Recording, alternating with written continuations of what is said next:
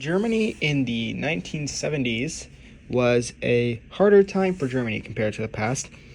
Though they were still recovering from World War II, they had bounced back in their economy. Unfortunately, Germany was still dealing with the West and East Berlin fiasco, so things were still separate, but overall good until 1973 when the oil crisis hit, which caused American cars to kind of suffer in sales. This caused BMW to create more cars like this, the 3.0 CSL. 3.0 CSL is a much bigger BMW than what they had previously been making, when before they had been making the 2002 and other little roadsters or 2-doors or 4-doors that were very economical and clearly made to save money. The 3.0 CSL was a Grand Tour, a big car that was luxurious, sporty, and looked good at the same time. It was meant to be able to go long distances, but also have fun while driving at the same time. The 3.0 CSL also, while BMW had racing history in the past, sparked BMW's racing history even further with the introduction of the M division. The 3.0 CSL was one of the first cars to feature the M colors. In another video, we'll talk about how the BMW M1 was actually the first car to have the M brand you can buy. That was released in 1978, so similar to around the time here that we're looking at. But the 3.0 CSL was a late 60s, early 70s model, while the 6 Series that we're about to go into was a clearly 70s model, introduced in 1976 and such. But that being said, the 3.0 CSL sparked an era for BMW where they could build big, luxurious, sporty cars that handled great and performed well on the track, which gave the M division great history throughout.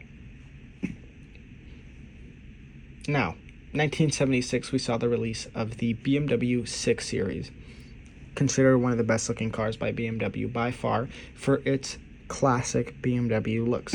As you can see here in the design, you have the shark fin nose with the 2 kidney grills, 4 quad headlights, and your turn signals on the right. You have your classic sloped roof with the Hofmeister kink, which you saw on the 3.0 CSL was actually invented for the BMW emblem to be there on the C-pillar, but as in the new cars, and as this was one of the first ones, the Hofmeister kink, to still have it, but they did not have the BMW logo there in the C-pillar. It also had a distinctive spoiler and rear end. Now, coming into the 6 Series, performance. So similar to the 3.0 CSL, it also had some racing history, but this is mainly because the 6 Series was actually created as a replacement for the 3.0 CSL. You could tell by the way they are designed and the way they look and the way they are built, but they clearly have the same exact purpose of being a Grand Tour. They're long, they're luxurious, but they're sporty at the same time. And the M6 of the 1976 generation, E24 generation, proved to have top speeds of up to 155 miles an hour. To continue, the M6 was one of the first cars, and it wasn't technically, if you went to go buy it, a M6, it was a 335iM, so it doesn't take the cake as the first car to ever be able to be called technically an M car, but it is one of the first cars to have M branding in their car, as it had an M shifter, an M steering wheel, an M speedometer. It just featured M little differences over the 335, or the 635, and the L6. The interior of this also introduced a brand new design for BMW, where ergonomics prioritized looks. And this created a car that was very pretty, but also very easy to drive, easy to look at. When you sat in the driver's seat, you have everything you need to see. And you could tell there, everything is pointed towards the driver, giving you kind of like a cockpit feel to the car.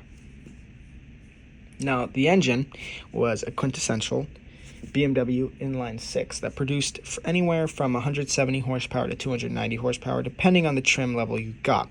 If you opted for the 333 or 633 CI, you got a 190 horsepower inline 6, which is not that powerful. A little low numbers there for the car of that size.